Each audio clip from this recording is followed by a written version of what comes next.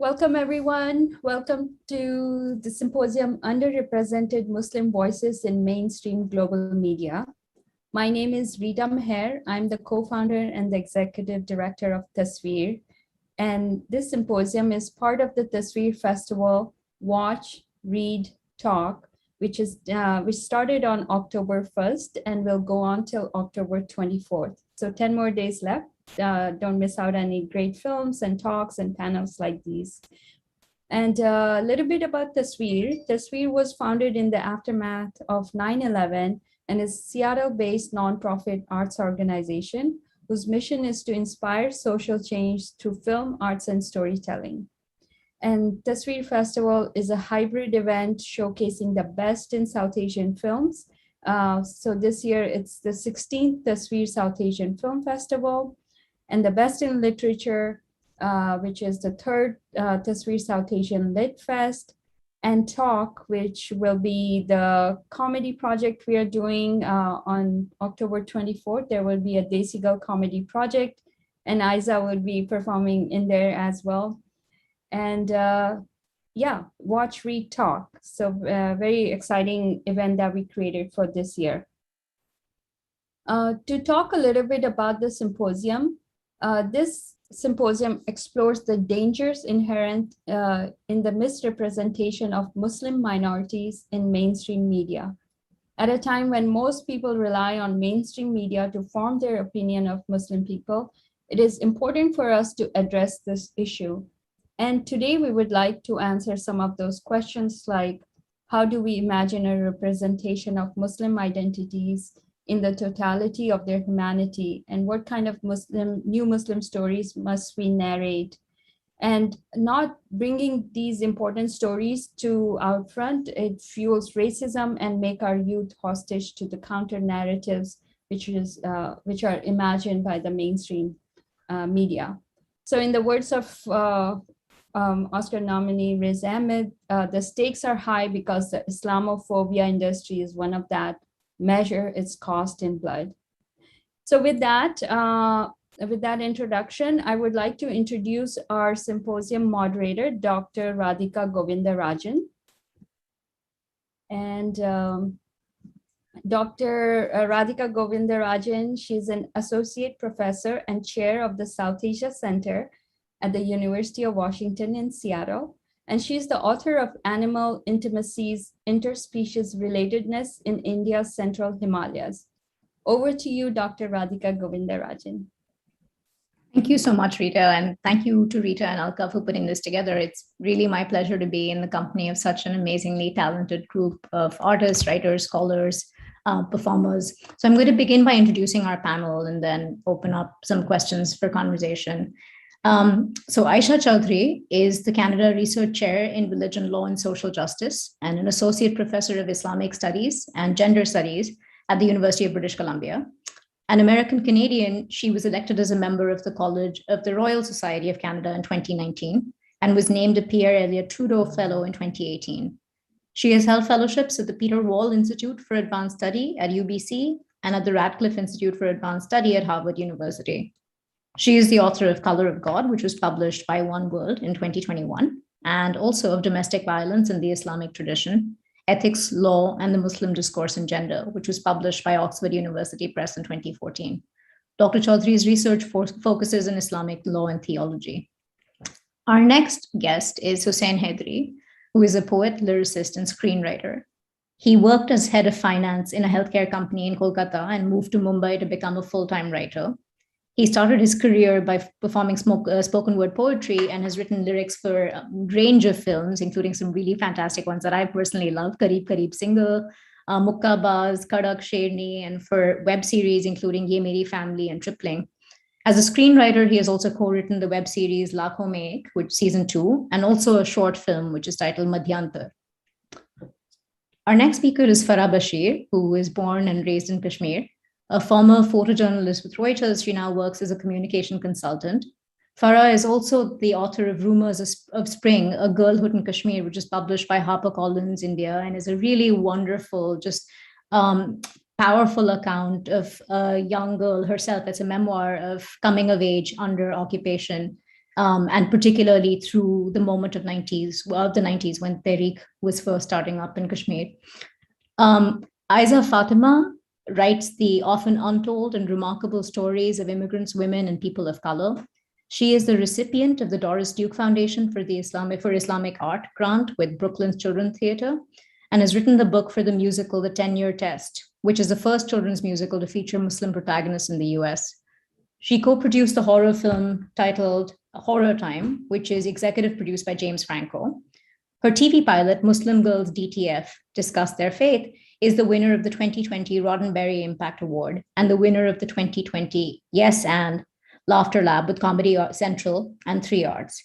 She is an MFA graduate of Emerson College in film and TV writing. And finally, we have Iman Zawari, who is one of the first hijabi American Muslim filmmakers in the nation. She has worked on numerous films that have played at least over 100 venues worldwide. Iman works to amplify underrepresented female voices and has collaborated with the nonprofit Islamic Scholarship Fund to create the first ever American Muslim film grant, where she currently serves as director. She wrote and directed her debut feature film, Americanish, with a majority female crew, which has won 3 audience awards. And she is currently a professor of film production at the University of Florida.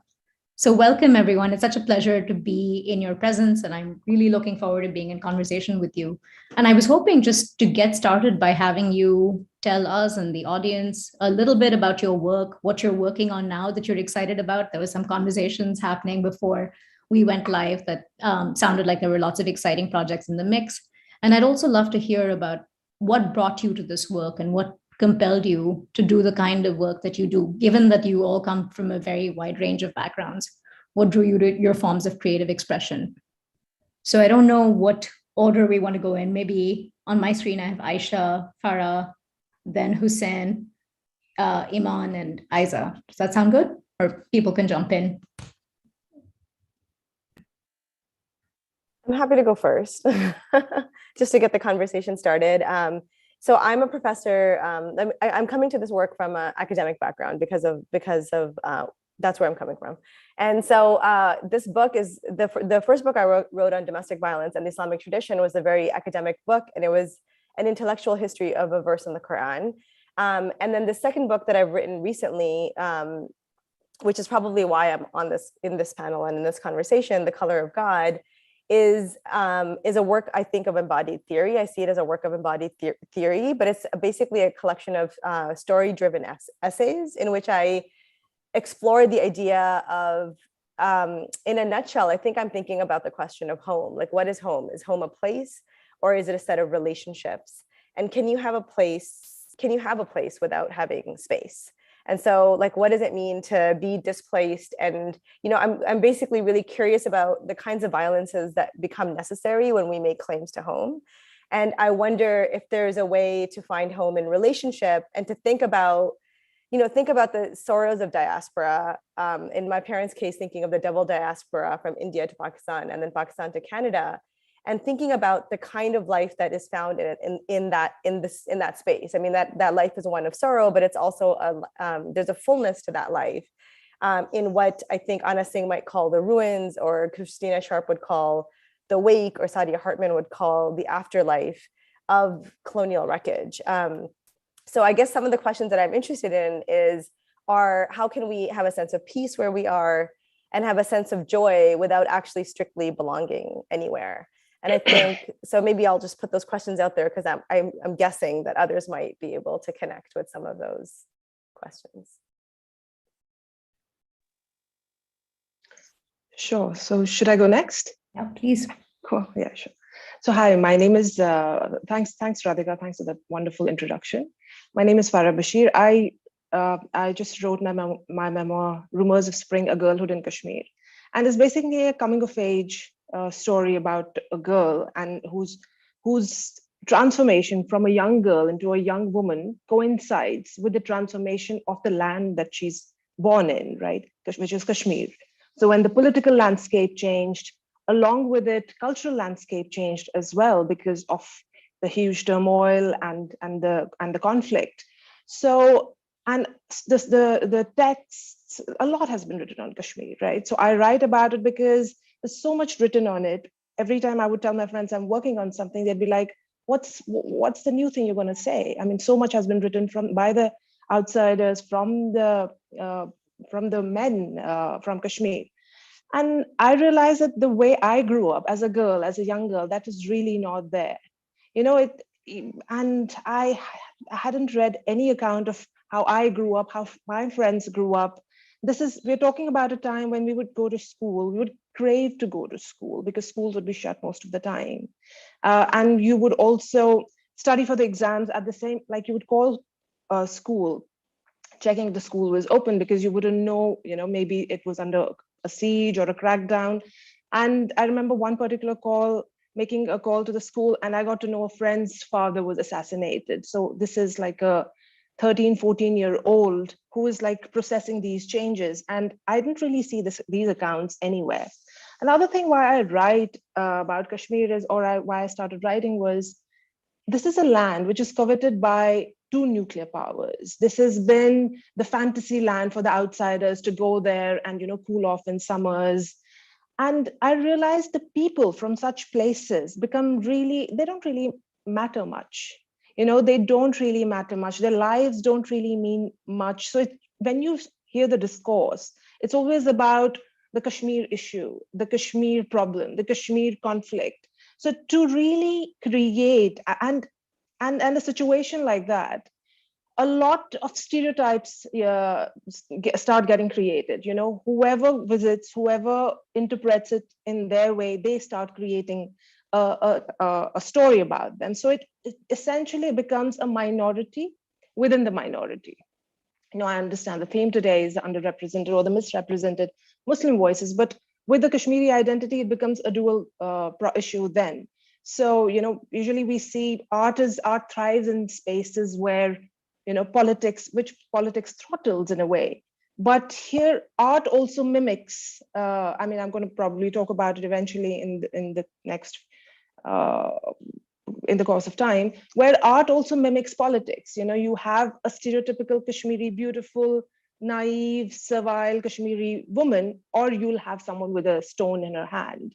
And what happens to women who are like literally erased from this political, cultural landscape, and the agency it doesn't exist.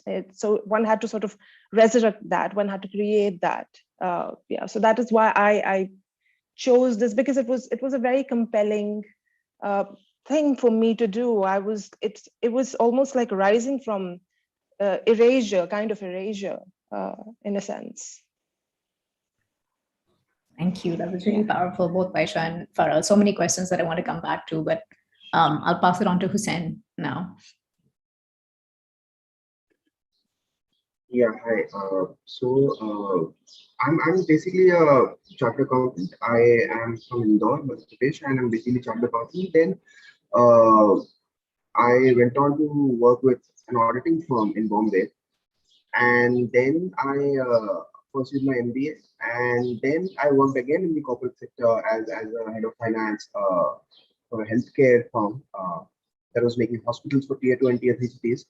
And then I started, I used to write poetry all this while. And then I began, I shifted my career from being that to a performance poet, and then a lyricist, and then a screenwriter. So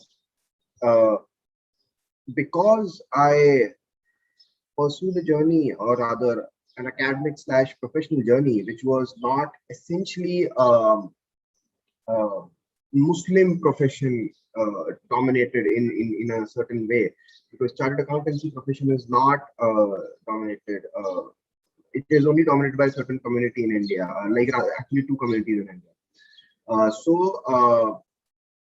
And then even in my school, which was Satyasai Vidya Vihar. So I think when it comes to underrepresentation, the topic at hand, I have not just seen it in the last 6 years. I have seen it across my life. In the school that I was studying in, there were 3 Muslim students. I remember only 3 batches. My batch, the one batch ahead of me, and the one batch below of me. And there were 100 people in every batch, and there were 300 people around, and there were only 3 Muslim people. So and it's not like it was a very expensive school. I mean, I couldn't have afforded an expensive school anywhere at the time. And उसमें भी नहीं थे मतलब बहुत कम थे. And I used to often wonder कि बाकी सब क्या है.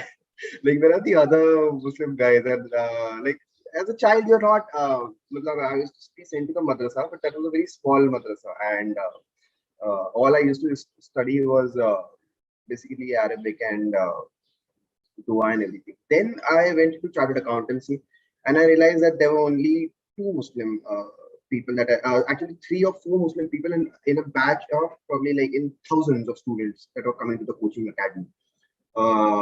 Then I came to Big Four auditing firm in Bombay, rather plush auditing firm in Bombay, a city which is called as the melting pot. In the melting pot also, there were not many Muslims at all in the auditing firm, and there were other kinds, of course, but not the ones that. And mostly, I mean, whenever you'd see a Muslim, you'd have this very weird kind of like handshake or this. You're also here. Achha, you also got your sabah. So it's a thing that. So yeah, that's there. And then again, I mean, when I went to doing an MBA in IIM Indore, there were, I think, in a batch of 450 people, there were around 8 or 9 Muslims. That's 2%. In a population of 14% in India. Among the professors, I had seen only one professor that was Muslim in 2 years. Among the 8 subjects in every trimester, that is, among 24 subjects, there was only one professor which I had was Muslim. Among the staff of the college, there was only one Muslim, that was, I think, a librarian.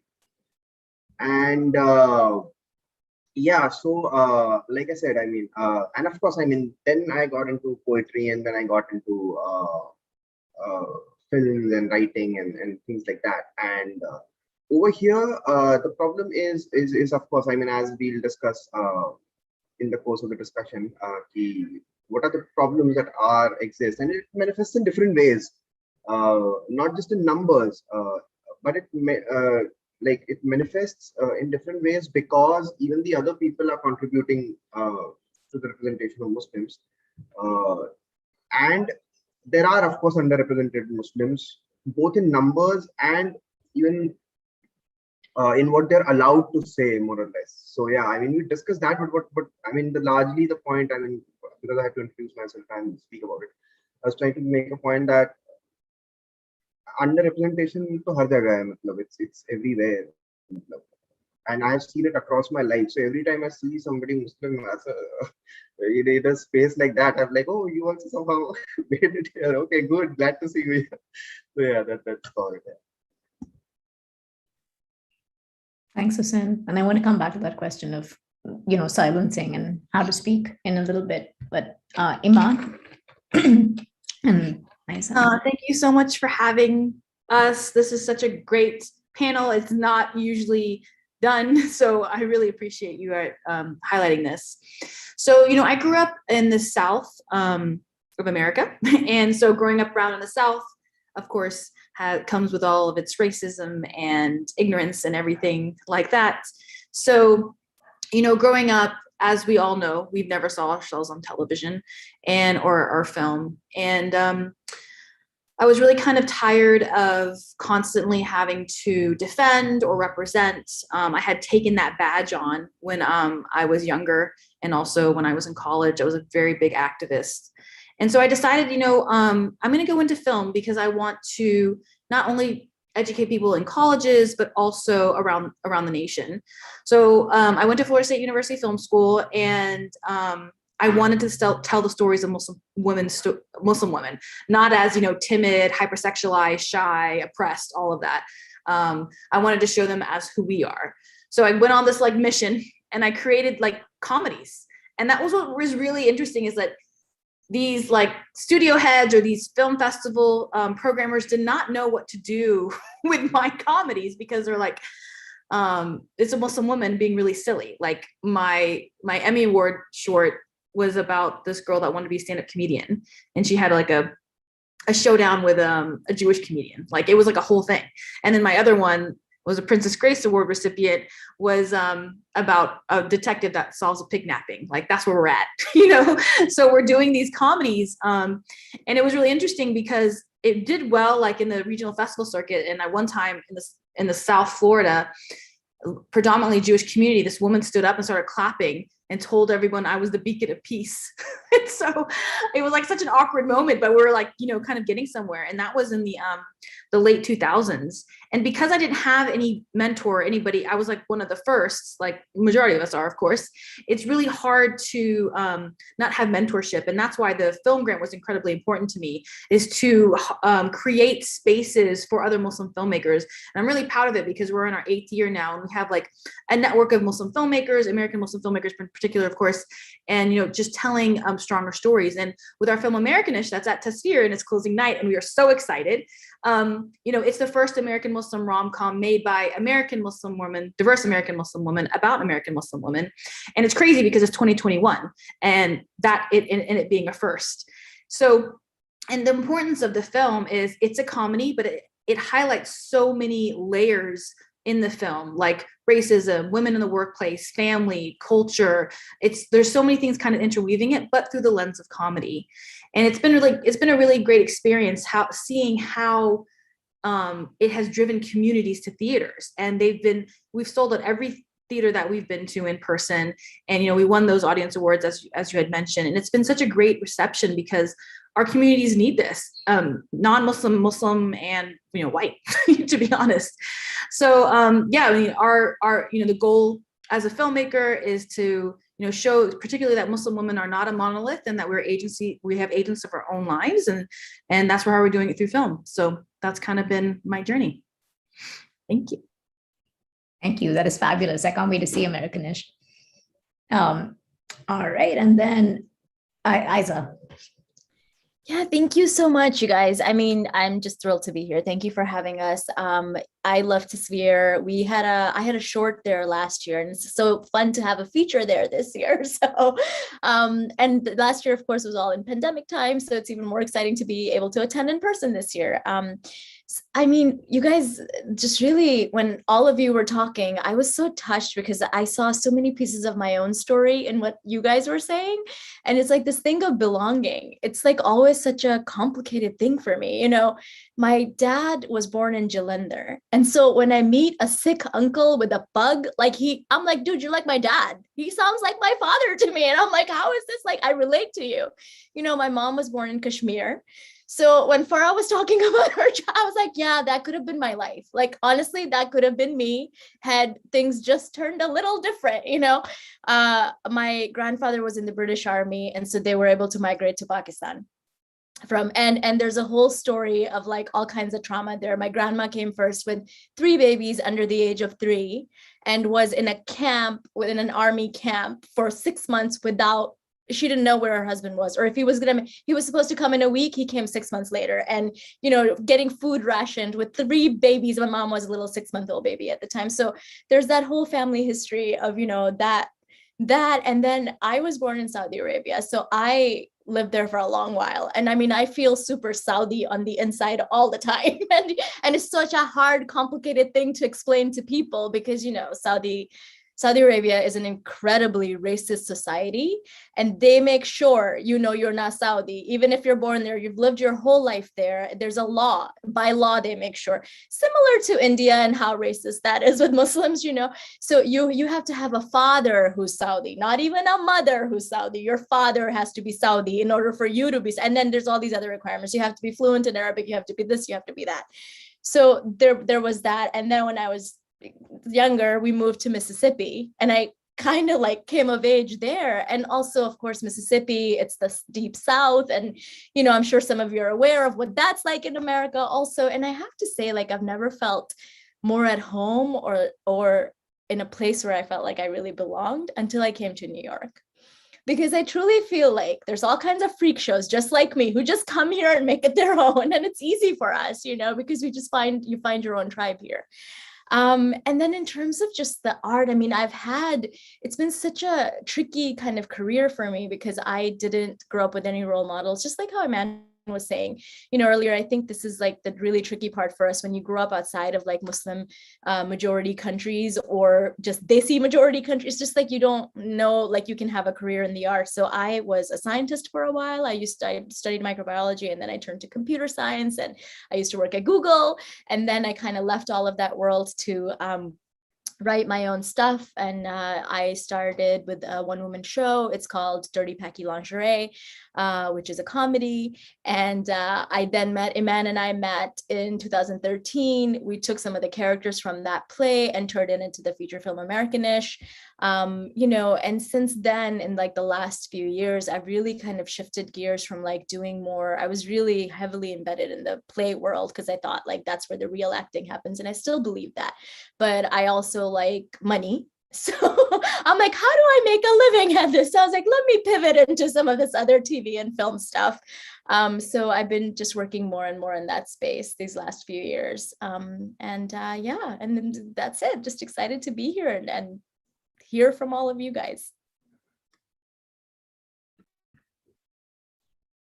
This is so fantastic. I feel like I just want to be a fly on the wall for this and have you guys talk. I don't know if there are questions or just things you want to pick up on with everything that was just said. I had a couple of questions, but I'm going to try and splice them together and do one so we have more room for you to be in conversation and for the audience. So I can ask them now, or if you want to just have a little bit of a chat between yourselves. Farah, please. Yeah, so I basically, when Hussein was talking about how he only saw 3 Muslim guys in all the 3 batches, right? So now, again, the danger of that single story in, the Chimamanda's famous words is that when you make a binary assessment of a conflict, and when someone else hears it, so you're sort of lumped together with with the entire region of South Asia. And here I was listening to Hussein, and I'm thinking, when I wrote my book, and it's basically a time period between when I was 12 years of age to till I turned 18. And so this is someone weird, and many other girls like me come from a convent educated, have a Kashmiri Pandit tutor at home to help out with studies, had Sikh teachers. My mother was a scholar of Persian, and she has a doctorate. And you grow up in a household which is informed by Sufi tradition, Sufi Islamic tradition that comes all the way from Iran.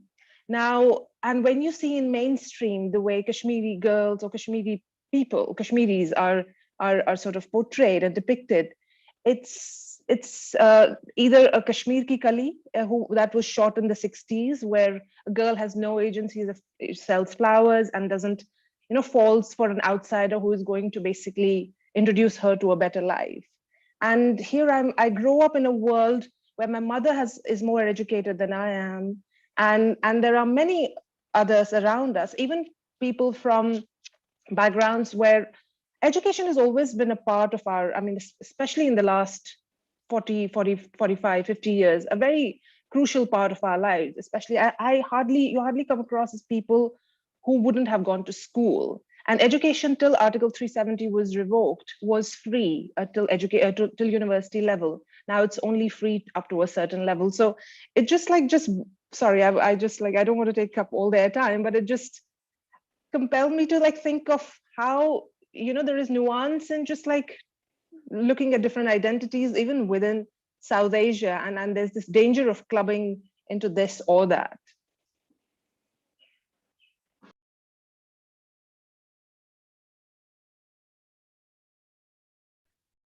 Yeah, and that was actually going to lead me to my next question, which is, I know the theme of the panel is underrepresented Muslim voices, and I think that's so important. But I also look at this amazing cluster of artists, and I think it's such a travesty to name your voice as only Muslim when there's so much more, right? Muslim women, Muslim Americans, Kashmiri Muslims, Indian Muslims, there are all kinds of identities that I'm missing out. And I was wondering how, when is that a powerful identity for you to claim?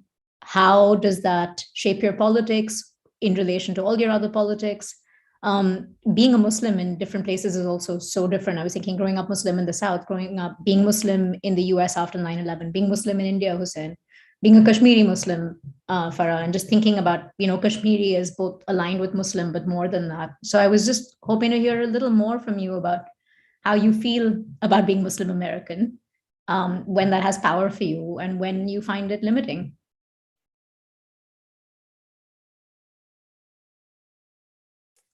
Well, I guess, one of the things that I think that's one of the subtopics of the book, The Color of God, that I explore, because I was born in Canada. And and I grew up in a very conservative Muslim household. I wore hijab since I was 5, and I wore a niqab, face veil, from grade 10 to the end of my master's, through public high school and through public university. And the story is very much not an unveiling story. So just to be really clear about that, it's not a story towards emancipation that I write in the book. But I do explore what happened with my religious identity being so hyper-emphasized and my other identities being underemphasized as a result of that. At the same time, so I explore that in the book. But when I was thinking about your question, I was thinking, I write about Islam, actually. And so I think it's really important for me to be Muslim. I think, it's important. My relationship to Islam gives me unique access and insights. And I think if you're going to write about Islam, then I want to know your relationship to Muslims and Islam. I think that's an important question for me whenever I'm consuming information about Islam and Muslims as well. And, I come from as I said earlier, I come from an academic discipline in which, Christians and Jews, for example, when they study Christianity and Judaism, it's perfectly acceptable for them to do that. And it makes a lot of sense. But when Muslims study Islam, our faith is seen as compromising our intellectual integrity. And so, I find that really troubling, actually. And I really disagree. I vehemently reject that idea. I don't believe in the dispassionate, objective observer. But I think the flip side of this idea that if you're a white scholar, often that's constructed as white or male, that you can sort of have this objective insight into Islam, is that if you're a white scholar, if you're a white writer or a white thinker, then your idea is male, often male, but female as well sometimes. It's assumed that you have a universal, that when you speak with universal import, that people all over the world can read Shakespeare and have connect with it, and it'll have relevance to them.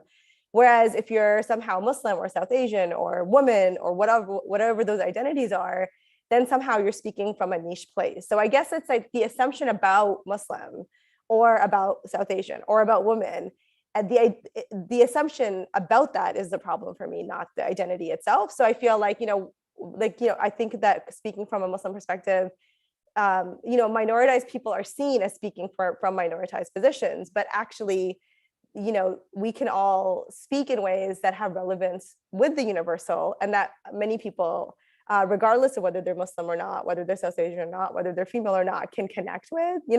I also find it interesting which identities we're seen through and which ones we're not. People, you don't often see me and say, oh, she's a Canadian writer and she speaks from a Canadian perspective or a middle class perspective, so that's also really, really curious to me. So in a way, I feel if I wasn't the Muslim writer, I'd be a South Asian writer, or I'd be a woman writer, basically unless I'm white, I'd be considered niche. But I feel that just raises all the questions about what we consider authoritative. That's great. Others want to jump in? I kind of relate to what Aisha was just saying. I feel we do kind of it's you check all the boxes, and I'm often the tokenism, right? It's the token. It's I'm the only woman in a lot of rooms. I'll be the only Muslim in a lot of rooms. I'll be the only person of color in a lot of rooms. But honestly, sometimes I feel from the white gaze perspective, I don't check enough of the boxes, because now there's this, as an actor too, I see this really strange little trend. Now they want to write stories about oh, the trans Muslim woman who takes off her hijab, puts it on, or the father doesn't it's ridiculousness.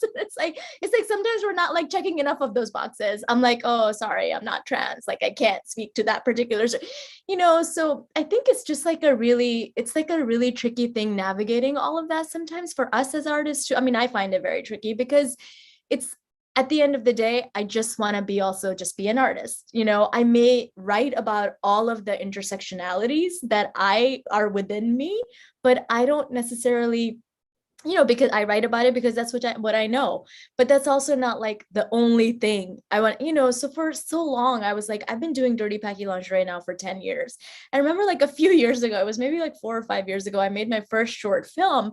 And I was like, guys, I just wanted this film to be like a silly film about a breakup.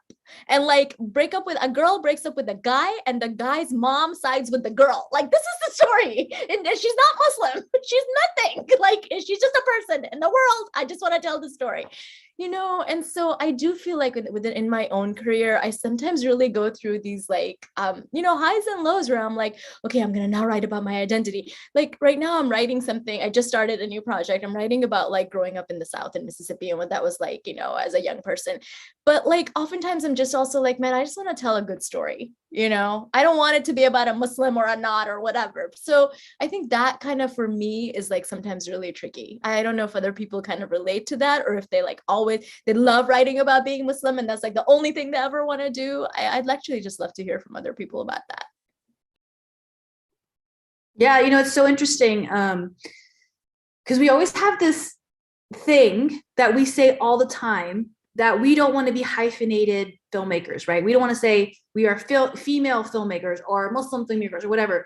But to be honest, I completely embrace all of it because there's a reason why we're a hyphenate. It's because we are not uplifted and we are telling a story that no one knows. And so I have always made this, you know, I do produce things and I produce things that are like non-Muslim, but anything that I direct, I do want it to be a Muslim story because there aren't any.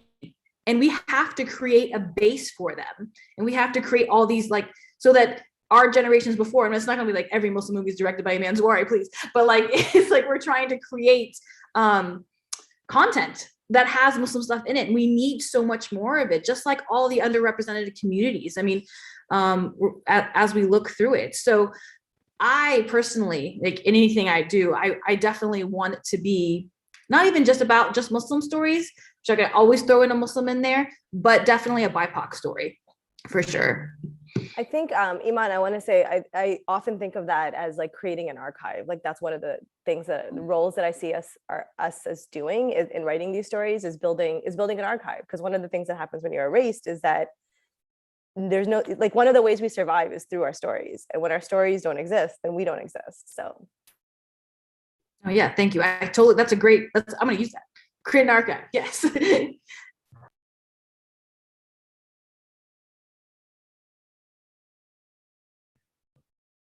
Farah, Hussein, would either of you? Yeah, I mean, I sort of agree with both Aiza and Iman because I do agree with Aiza. You know, I've always thought of this line that I want to be able to write prose and not just be defined by the person behind the prose.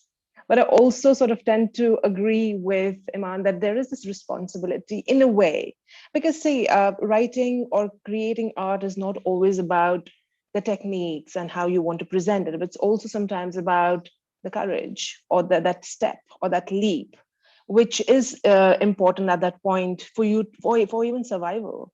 To, like in my case, sorry for being so self-referential, but in Kashmir's case, for example, a lot of political markers, like till August 5, 2019, we had political markers like our own constitution, like our own flag, and that was unilaterally taken away by the Indian state.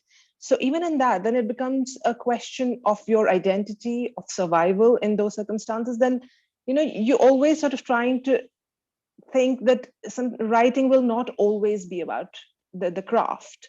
It will also be sometimes about survival or courage or being present in the world and not and resisting the erasure that you know thereafter.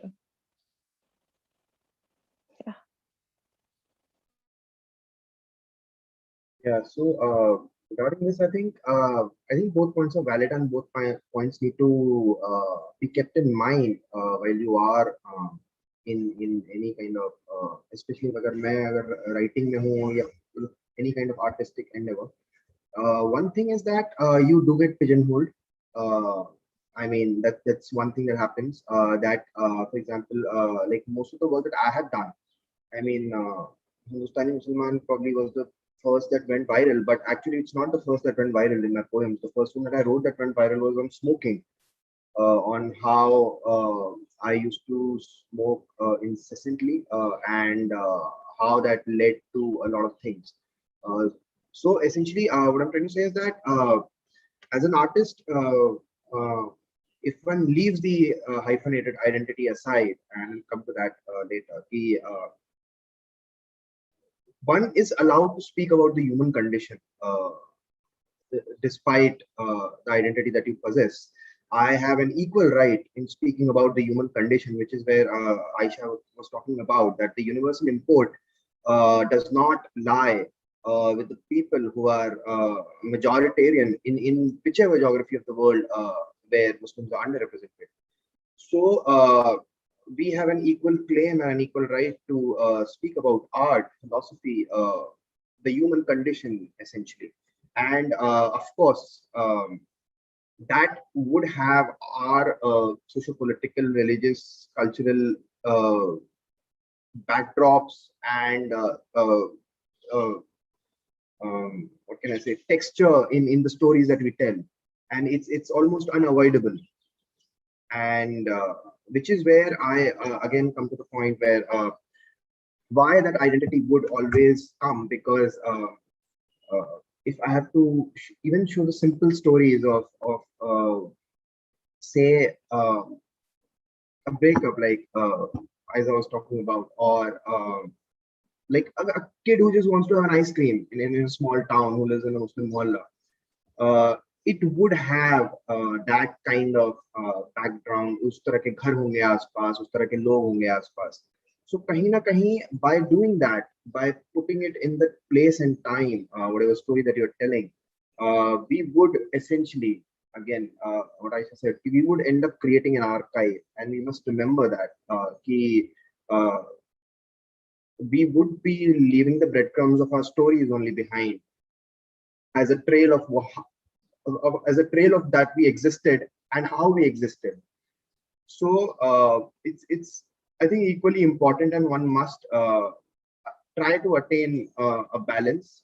At least I try to attain a balance, that I speak about things. I try to look at them from an artistic perspective as well, from the craft perspective as well, from the skill perspective as well, from the human condition perspective as well. But I do not forget that I am a Muslim person who is writing. I know that there are very few like me. It does give me it does give me a responsibility as well, and I try to do that. And so yeah, I mean that's the thing. तो दोनों का balance अगर बना के चले, दोनों को याद करके रखें, तो मेरे ख्याल से बेहतर आप कर सकते हैं.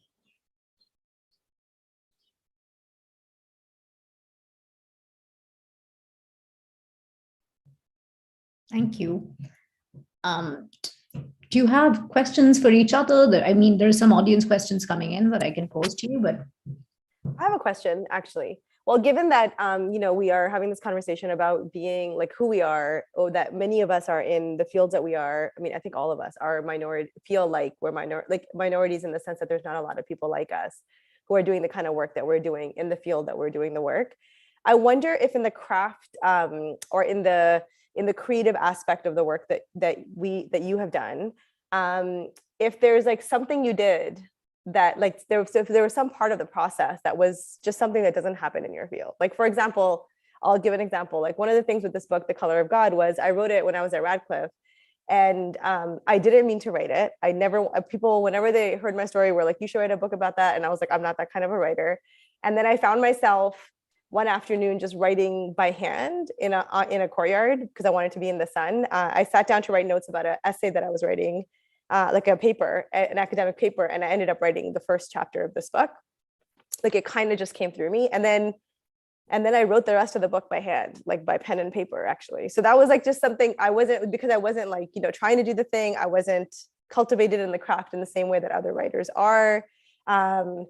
it's just like, and a lot of people, like I was with filmmakers and poets in the fellowship, and a lot of them were like, they weren't surprised by that at all. Like a lot of the academics were like, what are you doing writing a book by hand? And the filmmakers were like, or the artists were like, yeah, that makes sense, because that's like going through your body. And so that was like a neat thing that I came upon, and that was like sort of interesting and unique. So I wonder if that has come in your methodology in some way, given that you're not the normative subject in your areas. I love that, Aisha. Thank you so much. I always feel like a freak show, like sharing things about my process. I used to, until I understood it. So you're an artist, you're a writer, you're the vessel. You're the vessel. And these aren't your words. They come from up there and you're just the vessel. This is the truth. So I used to, like, my whole life, and I wouldn't share this with people, but I would see like images in my head. Like I would just see images, and then I would like write them. I didn't know what they were, but like they weren't coming from me. There's just, you're the vessel. And I never understood it. I never understood what that was. And I was like, my God, I'm a freak. Like, I don't know what I'm seeing. I see things and I write them, you know? So until I read this book that explained my whole life to me. And it's about, it's called The War of Art by Stephen Pressfield. And he talks about this very thing, how you're the vessel, and this is your job as an artist, and you don't choose it, it chooses you, and this is just who you are. And my life that like made so much more sense after that. And I realized like trying to be like an engineer at Google was so like the wrong thing for me, because that is so not who I am. And that is not, I really truly believe, and he talks about this, like each one of us has a purpose in life, you know, and I think for those of us who are artists, like that is the purpose. So you just have to keep working at it. Yeah, so thank you for sharing that. And I think, so that just means you're an artist. So you're not maybe an academic. Sorry to break it to you and change your whole life tonight. Like, you're not an academic. I mean, I did just say normative subject, and I was like, what am I doing? But that's also what the South Asian poet Mirza Ghalib says exactly the same thing, that words just come to you and they just have to flow. They choose you, you can't choose them. So I love Ghalib, and I grew up with so much poetry. My dad's a poet, and actually Dirty Packy Lingerie, my play, is based on Hazaron Khwahishein Aisi ke har khwahish pe dam nikle. So it's based on that verse, and all the characters are going after their khwahish and that's so, you know, it's like so dear to me that, yeah. Beautiful. I think a lot of artists see that and believe that. So we have someone to blame.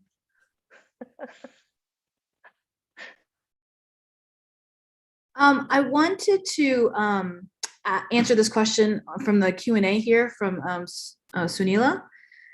It said, what kind of representations of Muslims, of South Asians, of people of color were important to you in your development as an artist, and what genres did you find these early inspirations? I love this question. And, you know, my background is Egyptian. My parents are Egyptian. And, you know, growing up, we never saw any sort of brown people on screen until Mira Nair. And so when I saw Mississippi Masala, I was like kind of floored. And I was like, what? There's a brown woman on screen, and it was done by a brown woman.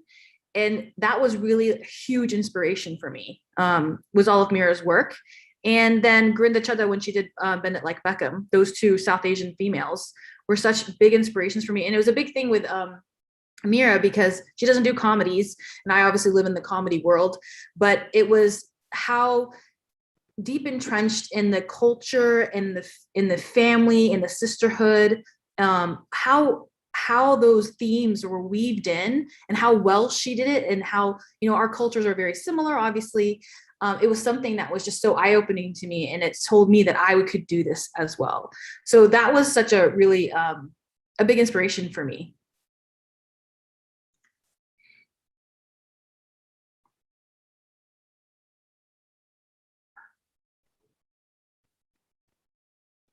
There's all these other questions in here, guys. You should read them. Did you want to respond to that as well? I noticed you unmuted.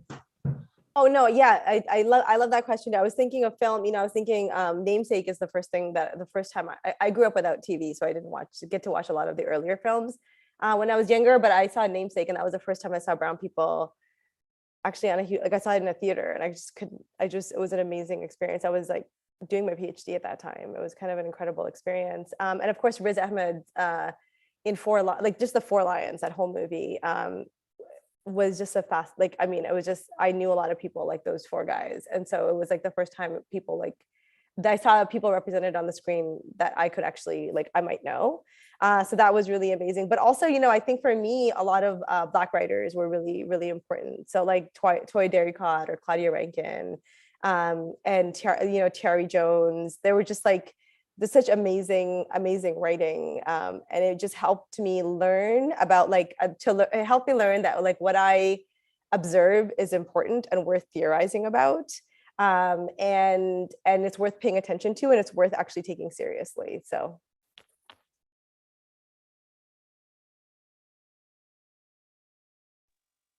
I think there's a question on given the rise of autocratic regimes across the world and suppression of free speech and threat to transgressive voices and lives, how do you keep going? How do you not self-censor? I think I'd like to answer that in my whatever capacity I can.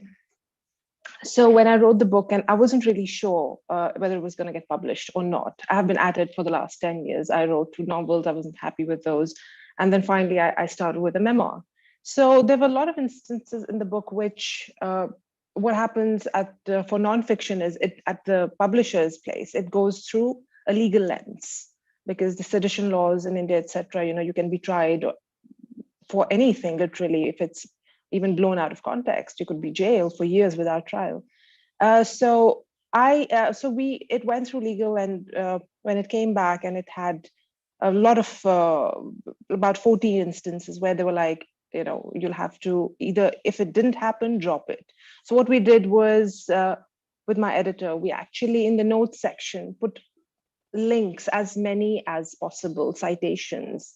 So almost every incident that I talk about, you know, where I'm connecting personal and political, and the political part of it would have a citation at the back.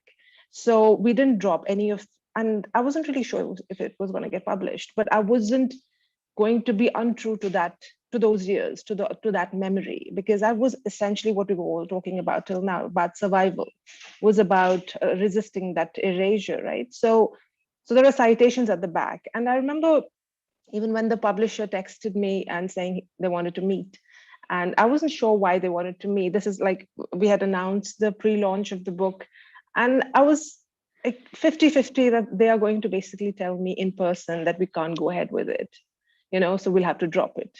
And I was sort of ready for that. So till the last minute, one wasn't sure of whether the work was going to see the light of the day at all.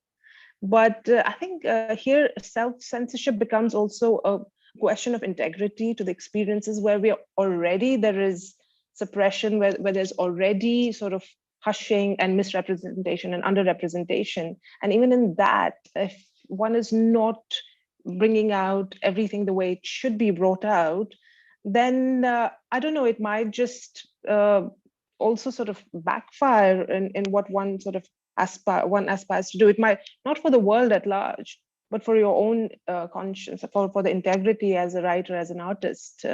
That's what I feel. I mean, I'd love to hear what others think.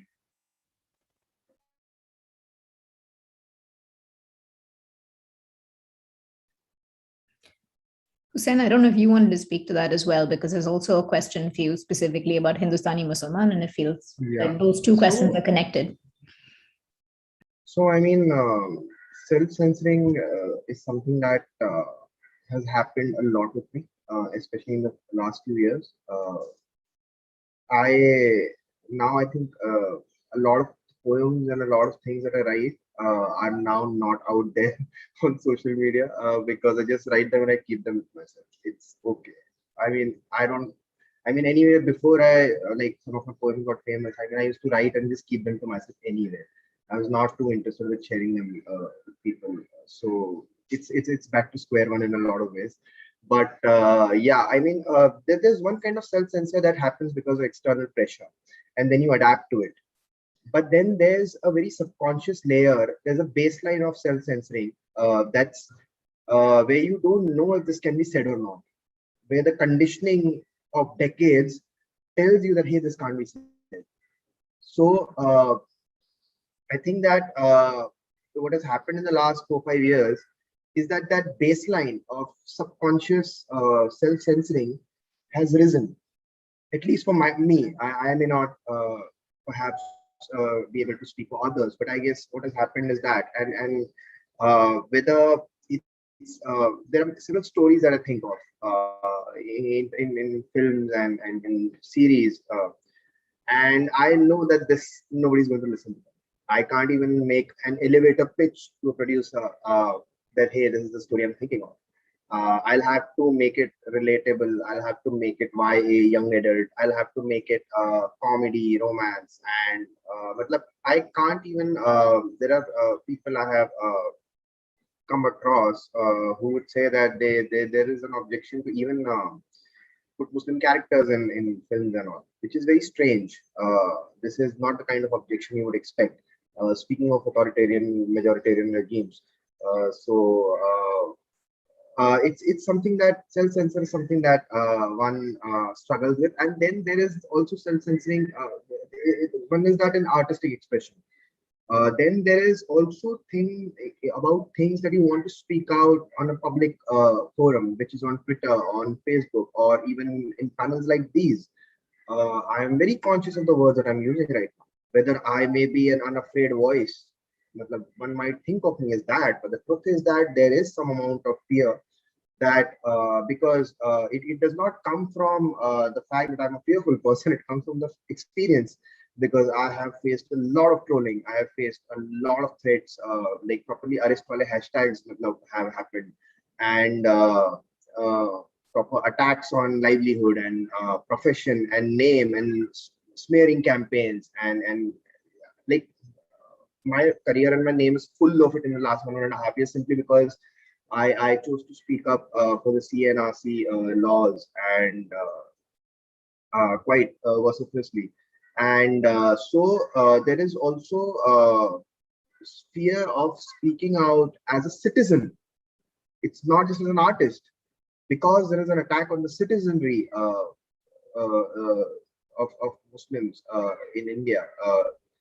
One can't even speak about an attack anymore, or because there are very few that somehow make it up there, that they can, they have certain amount of say followers, or they are present on social media, they have an internet connection, and there are, I mean, somehow there are people who are able to speak, and even if they are not allowed to speak, that's very and I mean, it's obvious why they are not allowed to speak, because they would speak the truth. They would say that, hey, we are getting beaten away, this is what happening, and that's not the story that you want to tell, because in a lot of ways that breaks the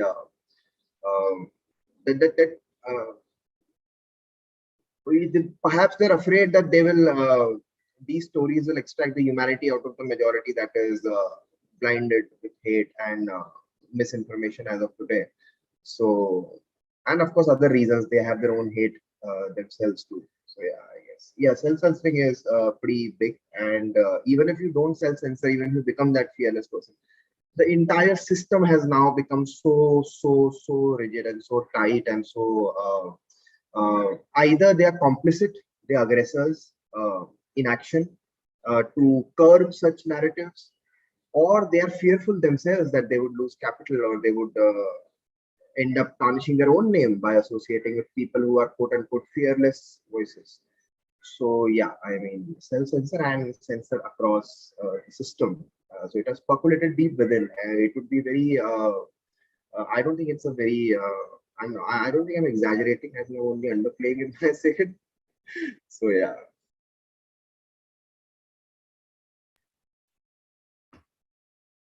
Yeah, I don't think you're exaggerating at all. Exactly. We do have another question that I would love to pose to all of you, because I think you've all touched upon it in some way or the other. But there's a question from Anup Vimal, which asks, what do you think of building solidarity with other non-Muslim underrepresented people? Yeah, I mean, it's. Sorry, go ahead. Go ahead, I mean, I was just gonna say, guys, it's like the only way forward, especially for us in America. There's so many minority groups right now that are kind of under attack in all sorts of ways, politically, socially, economically. And so I feel like the only way really forward is for all of us to kind of band together and be there and uplift each other, Yeah, I was just gonna say, like, there's no question. It's like we're actually all together in this 100% because we're all treated the same, Muslim or non-Muslim. It's like we're all lumped as the other, and we all have similar experiences. And the only way that we're going to unify and have this understanding and peaceful community is if we work together, which I think is incredibly important.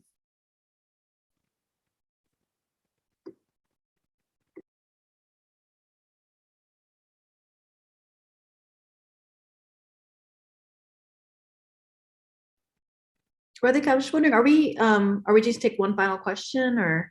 Yeah, I was going to say, I know this was supposed to run for another hour, but I want to be cognizant of the fact that Isa has a flight to catch tomorrow morning, and it's close to midnight for her. And I think she has to catch a flight at 6. So maybe we can have one last question. Perhaps it's a question that you guys could put to each other. We also did get a new question just right now about how you both utilize and disrupt stereotypes through your art and work. So I would love to have you talk about that or pose questions to each other as a last hurrah. So, yeah, I mean, I had like there's something that I think often about, and I don't know what others have to think about it because it's a very long term and perhaps a very vague question. I have believed, and please correct me because you are academicians, and my opinion might just be too shallow for this. I have always believed that one of the ways of building an intellectual or a mental hegemony across a certain population, say of any country, is through the three pillars, perhaps in my mind, are that come to my mind are media, entertainment, and academia. Because if there is adequate representation, or if there is adequate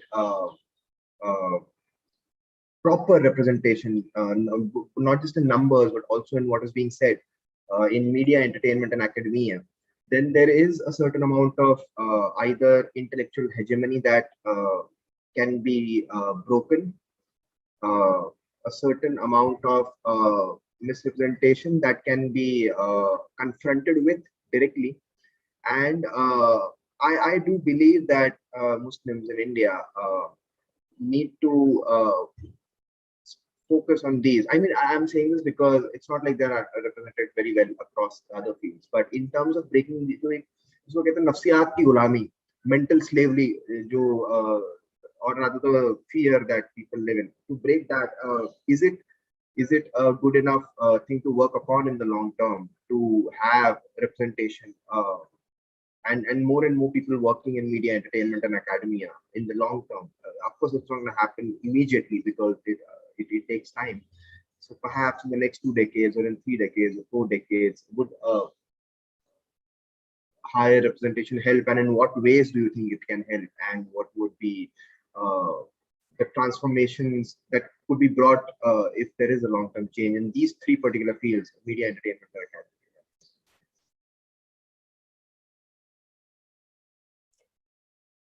I mean, I'll say, I think that is really important. And, one of the things that I've learned from, I think, reading Black writers and also Indigenous writers here in Canada is to learn that, I said this earlier as well, like one of the ways that we survive is by telling our stories and passing those stories on for generations to come after us.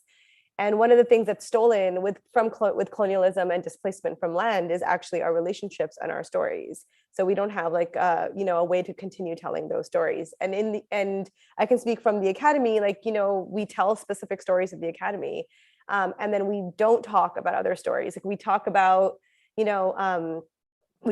treat stories about the nation state or capitalism as if they're not even stories at all, as if that's just nature, the natural order of things. And so what we designate a story and what is not a story is actually really important, first of all. But then secondly, whenever there's when there's no diversity of stories, then we just come to believe one story as a story for everybody. So I think that's really important. One thing that I've been listening to a lot, and whose work I've been just reading a little bit of right now, is Leanne Simpson. She's an Indigenous scholar in Canada. And she has actually a really good talk online. She gave a talk at the University of Toronto. And one of the questions that she's asking that I'm actually really moved by right now is, she's an academic who's writing from outside of the academy, and she is a storyteller and she writes beautifully. She does other performance art, but she says she's asking the question about whether, you know, sometimes we think that the way to fix something is to bring more diversity, right? So the academy is to bring more people of color into the academy. But she's sort of wondering if the academy is even a place worth saving. And so I think whether it's true that if we come into the academy, we just get co-opted by it. Like, is there a way to be in it and to resist it, really? And so, I mean, that's sort of like, it's, I don't mean that I don't say that to sound cynical. I say that to sound really pragmatic, to wonder deeply about what it is that we are doing. And so I kind of want to like leave my comments on that note, because that's where I am actually in my head and in my heart right now.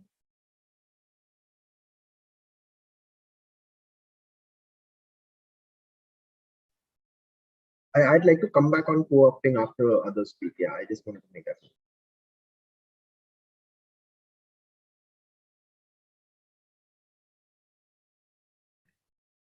You should just jump in, Hussein, to have more of the nature yeah, of I mean, it's conversation. very fascinating. It's very fascinating that I just spoke of co-opting, because I think the same way about the field that I come from, because what happens is, I mean, at least if I look at the decades of film industry that has, I mean, at least the last 3 decades that I can remember much more lucidly than the past, is that stories of Muslims have been told by non-Muslims. And I know that in the next 10 years, 15 years, stories of Muslims will be told even more, because apparently it is going, perhaps, like either they will be told, they'll either be sanitized of Muslim characters completely in the next 10, 15 years, or they'll be exoticized, or the trauma identity would be milked. But most of it, the capital of it, or the labor of involved in it, is not going to be Muslim. And it is going to happen. There is no way to change it. I don't mean to be cynical. I'm giving a very realistic point of view. And even if you look at the films in the last 3 decades at least, that I can, is that a lot of co-option has happened. So I completely, which is why I asked this question in the first place. What are the transformations and what are the things that you see changing in the long term if representation happens? Because मतलब कर क्या लेंगे, बहुत सारे आ भी गए तो, क्योंकि हमसे बड़े पावर लोग हैं, हमसे ज्यादा पावरफुल लोग हैं, जो सोशल कैपिटल, कल्चरल मतलब दशकों का लेके बैठे. They have social capital and cultural capital and economic capital of decades behind them. And what is the force that diversity would be able to apply? So there's that. Like, but then if Muslims are telling their own stories, for example, there is Saeed Mirza, who's talking about Salim Langade Pe Matro. He talks about the vicious circle of poverty and the socio-cultural ring that that Muslims get born in. It talks about the vicious circle of trauma and poverty and discrimination that this guy is living in. Now, only perhaps a Muslim person would talk about it, because a non-Muslim person generally would end up making a story that, hey, see, look at this Muslim guy, he worked very hard and he say how successfully become. Now, see, he has a car. But to come up with that kind of quote-unquote cynicism, for the lack of a better word in that sense, would only come from a Muslim person. If you look at a recent film, it's called Ani Mani by Fahim Irshad. It got made in 2019, and it's a lovely film. It speaks of a very it speaks of a guy who sells kebab in western Uttar Pradesh, and in a very small town in western Uttar Pradesh, and he gets eventually, it's just a family story, and eventually that guy gets killed. He gets lynched because he was carrying meat at a certain time. That is the story. There's nothing. There's no elaborate plot line. It's just the family and the story and all. And the way he has told that story, it's phenomenal in terms of archival, in terms of creating an archive, like Aisha said, it's phenomenal, because to make that story in 2019, to talk about lynchings, which are the precursor to a genocide, is phenomenal that the guy was able to manage it. But then if you speak about the human condition, he speaks about is sort of Muslim family. How many Muslim families have you seen which are not talking about korma and which are not talking about some other things like cliched things, uh, shir kurma and korma basically, or kawali. More than that, I mean, Muslims and families can also talk about that, hey, there's too much salt in the food, or they could talk about simple things that, अरे bathroom का नल टूट गया. Okay, like, even we have such problem. It is very funny that I have to say this also, that but it talks about a Muslim family and humanizes them, and the reason why it's able to humanize them is and speak about the human condition is also, and none of the characters are perfect in that film. They're all flawed in their own ways. None of them have been shown in a great light, that, oh, they are Sufis who are dancing on Qawwalis, or hey, they are the benevolent Muslim who's wearing a flag and burning themselves down for the love of the country. No, it's just a normal family doing normal work who just wants to earn enough money and some dignity in life. And they are not even given that. And it's not shown in a very dramatic way. So I think that co-option is a big issue. Appropriation is a big issue. And I'm very sad to report that it will not get addressed. It will not get addressed. And I don't know. I mean, this is why I raised the question that इससे हो गया क्या कुछ, मतलब आप लोगों को क्या लगता है? I mean, what नहीं होगा इससे? But yeah, I just have a thought on that. I mean, you raised two very important questions, Hussain, which is one was, let's say, I mean, should there be proper representation in media, academia, and places which sort of are responsible in a way to sort of help masses form their opinions and are responsible in a way. So that is one, and also sort of be seen in, so to speak, important positions, and to have that kind of representation and have that face. I have one comment to that. I also freelance in advertising, and I've been writing on the side, but I've also been working for the last 10 years to pay my bills. And I, because I'm 44 years old, so I'm fairly at a senior level. 3-4 years ago, 2016, there was Kashmir, there was Burhan Wani's killing, and there was like curfew for months, for weeks. And I think I took an off in between. And I remember coming back the next day, and there was a casual stray comment, which was like, oh, where were you yesterday? Had you gone stone pelting? And so this, and I remember, and this is, we're talking about the corporate culture, right? We're not talking about some stray comment by some fringe element. And I remember in the same following weeks, there was this young guy, 22, 23-year-old, he gets emboldened further. And he says, I was walking down the corridor, and there was another girl I hadn't met in the office. And he goes like, oh, meet Farah Bashir, the separatist from Kashmir. Now, that kind of comment puts, you're in a corporate environment. And it's, if when said in a place like the national capital of India, it can be a security threat as well. You can, I mean, it's like, someone said it, and you know how things go viral. You have been a victim of that. And it'll go online, and, things will just spiral out of control. And then you at that point sort of wonder, what has me, having studied abroad, worked in probably, like I was a journalist with Reuters, all that's at that point, it just comes down to a naught. It's nothing, it means nothing. So you have to work. I mean, so there are comments like, oh, you don't look Muslim enough, or you don't look Muslim, or you don't look this. And then underneath that, you are a separatist. You are someone, when she takes an off, goes for stone pelting.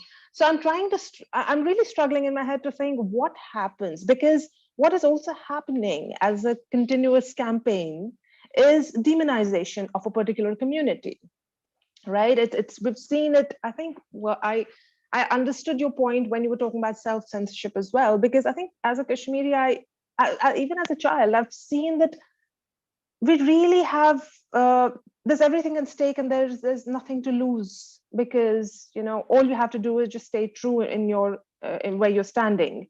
And even in that, if you self-censor, then you're letting the state win in a way. So for me, it's like right now I'm like, it's such a complex thing. It sounds very, very easy to do. If we get into these jobs, if we occupy these spaces, if we do this, we might help correct. I think it'll have to be a parallel process to get to what you're aiming at or suggesting that we get at 2 decades later, a decade later, 3 decades later. But one has to also work on countering these stray comments, these parallel remarks, these, I dress up the way I dress up because, I grew up in my mom is very religious, but she always gave us this independence to be our own. I think we were very lucky in that sense, be our own people. So when I dress up the way I dress up, there is a certain perception people have. Oh, she doesn't look Muslim enough, so she must be secular, modern. And then a book comes out, which is a coming of age memoir, but also is political in its how it's in its stance. So suddenly I hear comments in the meetings, which like in proper office meetings when I go for projects, where people who send me screenshots earlier saying, oh, we bought your book. And they take me for my appearance. They took the book, oh, there's a woman writing, and then they see what's in the book. It's about, the truth about what's happening. And I'm not pandering to any particular clique here. So they make comments like, random comments. You're late for a meeting, they'll say, oh, we'll tolerate everything, but not a attack on the sovereignty of our country. And you know what that comment is, who that comment is directed at. And you keep your head down, you do your work, and you also keep doing what you have to do. So it's I don't know if it's that easy to have like a linear path, is all I'm saying. There might have to be different solutions running parallelly to get to counter the smearing campaigns and the dehumanization campaigns, and the kind of work that is coming out from the artists, from the writers, from the poets like you, and then also sort of aim at, and that might just lead us somewhere. We might not even have a goal, like 3 decades later, we have to reach at top positions. That was my 2 bits on that.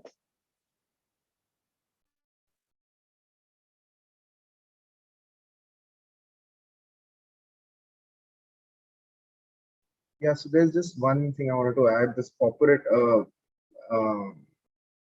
thing that you were saying, how bigotry and there's bigotry essentially, not even discrimination.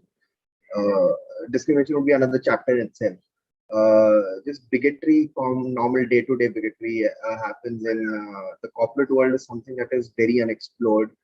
I had written about it on Twitter once as well, that there is a story to be told in about the corporate world in India, because I have worked in it for 8 years, and I'm like, because I was in the auditing profession, I was also traveling across India. So the statement I'm making is not very specific to just Bombay or just Calcutta where I used to work, but it is also spanning across India. So with that in my mind, I had spoken about how the bigotry in corporate sector needs to be reported.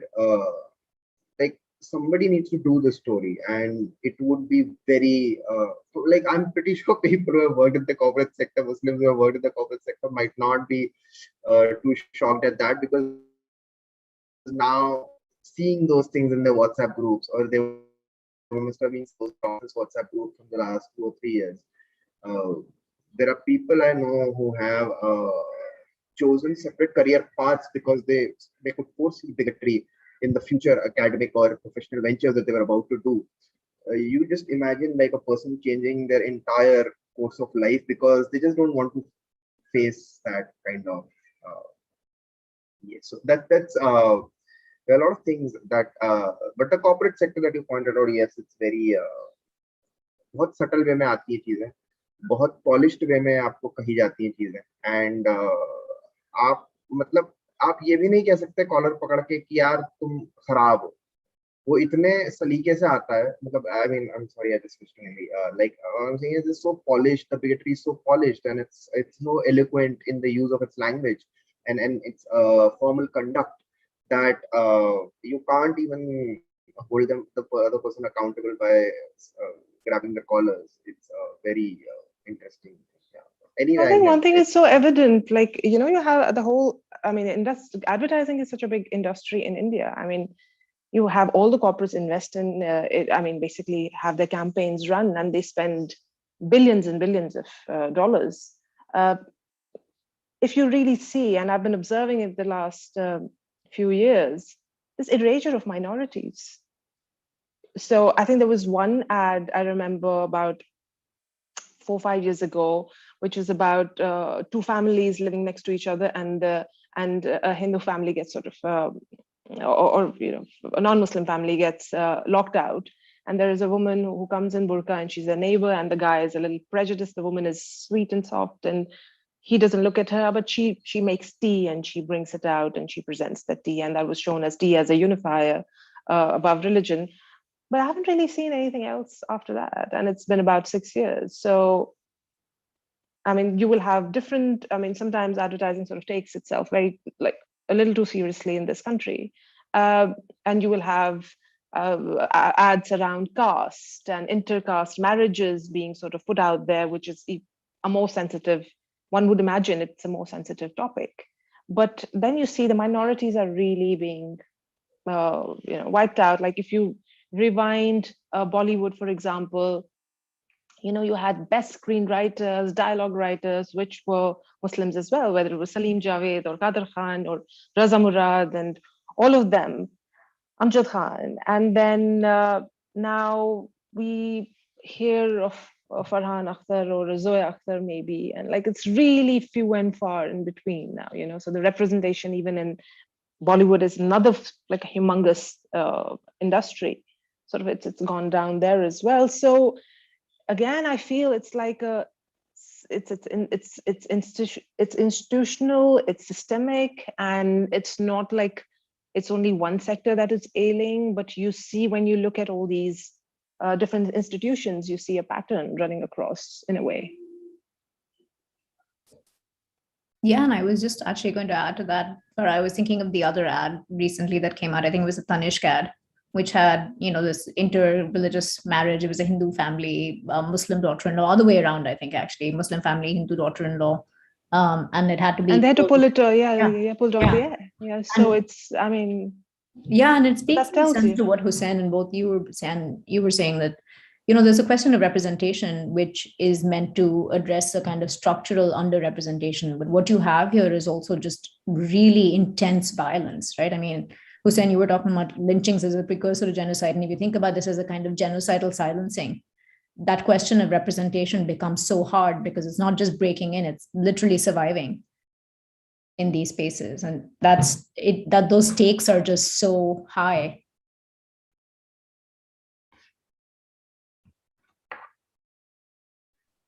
Yeah, I mean, erasure of stories is violence, and it's something that I would perhaps want even some of the progressive circles to also ponder upon. It's not just the right-wing and majoritarian Hindutva forces that I would critique on this matter, but it is also something perhaps certain progressive circles must ponder upon. It's because to give an example, there are several stories that were not covered until they were just hammered on Twitter. That like the Surat Singh Palamu, the Surat Palamu in the chantings, the genocidal chantings that were happening. The rally that happened in Jantar Mantar in Delhi, that was not initially covered. And I'm not saying it is intentional. I'm not saying that it was deliberate, but it is something that is of concern. It is a matter of concern, and it is a matter of something that perhaps needs a corrective course of action in future, because one can't just like gather in thousands and chant genocidal slogans, and then there are like hardly people who are asking for accountability from the chief minister, and there are people who are openly defending the chief minister of the capital of this country.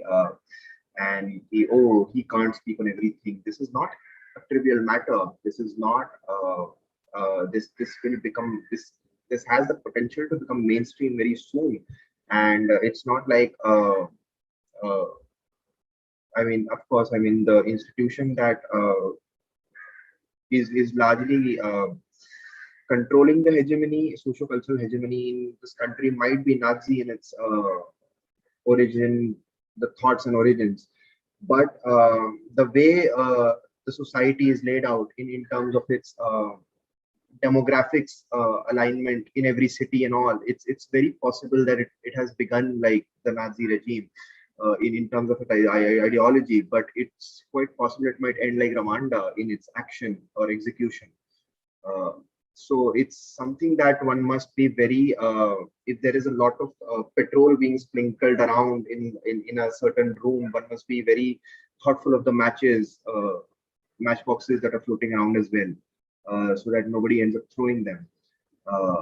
So yeah, that is there. And about that erasure again, I bring back to that in media, entertainment and academia, if you raise them from these spaces, then the voices will not be heard, then nothing is wrong, because no news is good news, as people would say. So I guess there has to be news, and there has to be, if there is bad news, then there has to be bad news. Yeah, I guess that's all.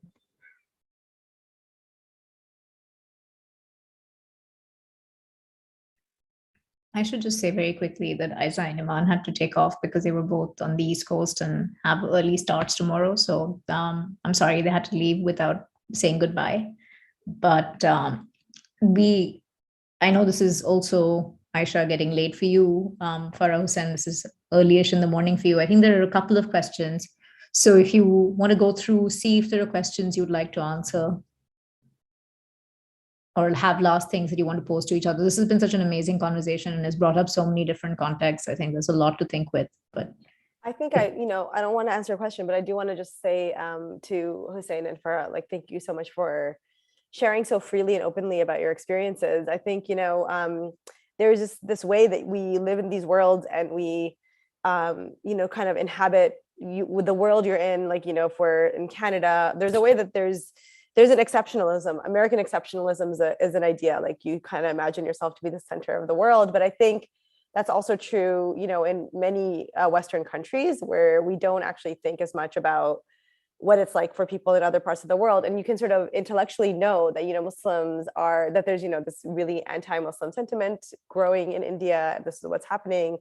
But to actually hear about your experiences, both of you, it's really painful actually to hear it, also to understand the echoes of like experiences that we have here, but in a very different context, in the context of, whiteness, instead of, like the Hindutva, or thinking about Kashmir and this struggle for nation state, nationhood or sovereignty.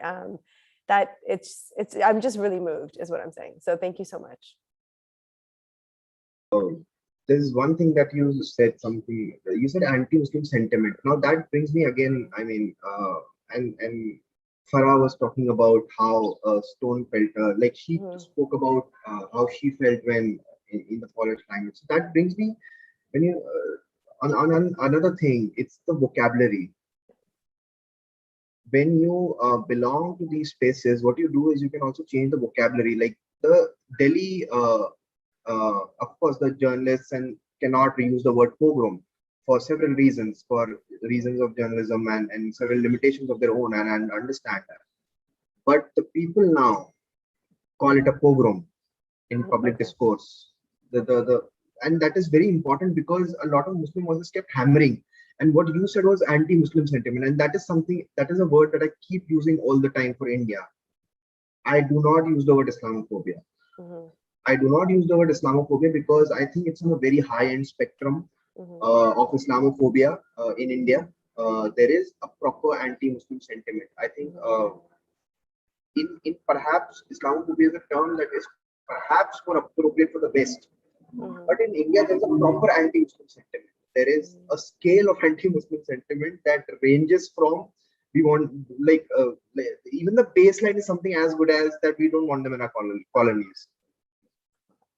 So it's उनका Islamophobia का level ही अलग है मतलब they're starting their game at level 5 they're not even starting the game at level 0 that hey these are different people do I get close to them and speak to them that it's not even that it's starting at a different level so yeah I mean it's the vocabulary changes like the Delhi pogrom now like 2002 we do not remember as a pogrom we always call it the Gujarat riots but but Delhi would be remembered eventually in history after 5 years, 10 years, 15 years, because the vocabulary has been set in.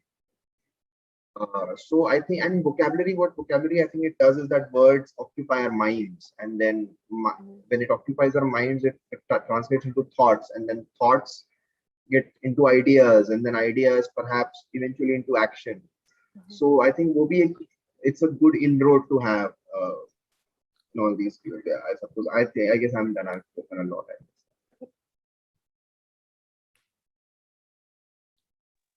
I'd just like to respond to this last question. Can the OTT platforms come to the rescue? Again, talking of Kashmir, that is completely off the table from all the OTT platforms. There is one keeps hearing all kinds of things, but you also hear that it's off the table. You can't. And I remember, I think a few weeks ago, there was the government of, whoever is in charge in Kashmir right now, there is no government, it's managed by the state through the lieutenant governor. They actually put out a statement saying whichever films have to be shot about Kashmir, in Kashmir, will have to go through the information, the media wing of it, so to say. And so again, there is another, like what Hussein, you were saying, that erasure is violence. So there's that there.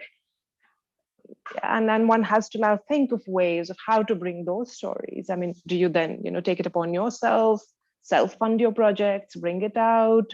So in extreme conditions, you have to think of extreme, solutions and measures and different parallel ways out. I mean, that's only, I'm talking particularly from Kashmir standpoint. I mean, it's different from, we do also see, I think, Hussein, you're in a better position to sort of comment on that, coming from, depicting minorities and Indian Muslims at OTT platforms. I think it's far easier. Do you think so? No, I don't know if OTTs have changed anything that has been happening for the last 3 decades in representation of Muslims in films in India. I don't see it any different because it's just going to be probably the biases and the prejudices are just going to be written in a slightly cliffhanger format, is how I see it, to adapt to the OTT format. But so there are 2 things that where I don't see any changes happening. Is that the hegemony that the social and economic hegemony that existed in the quote unquote pre-pandemic box office era has very smoothly transitioned into the hegemony in the OTT era. Of course, there is a flush of an influx of new voices and opportunities that are being doled out, and that cannot be denied. That's a good part of it. But the hegemony has transferred, and that can't be denied either. And so because the social and economic hegemony has been transferred in a rather smooth and an unseen manner, explicitly, the ideological transfer has also happened similarly. And you would see, look at the kind of web series that have the 2611 stories or any kind of, there's this one particular series where the antagonist is again a terrorist, a Muslim terrorist and all. So it's just changing forms for me personally. I don't see it, like a story like Padmavat would show khilji chewing in a cinema theater, but now they're showing something pretty much similar in the halls of people in a big screen, in a 15 screen, in an HD LED screen. And I mean, only the medium is changing, only the scale of perhaps and the transformation is changing. But I mean, the way it's being transpired is changing. But what is being said is not undergoing. I mean, of course, like I said, the caveat was that there are a few voices that are getting opportunities, like Ani Mani that came upon movie, or there are some other voices also that keep getting attention. But then there are few and far in between, which is what's happening in the box office. Right? So yeah.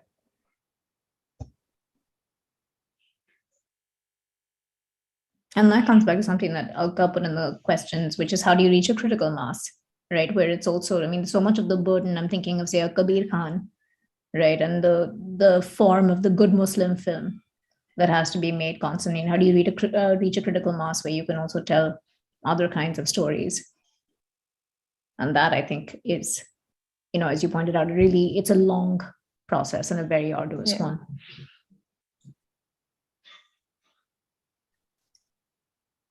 So I don't know if we have more questions from the audience, and I just wanted to say a huge thank you. This has been such a pleasure to listen to and so powerful. And thank you for your work. Most of all, thank you for this conversation, of course, but really thank you for your work. I've encountered your work in different spaces, and it has just been transformative. And thank you for that.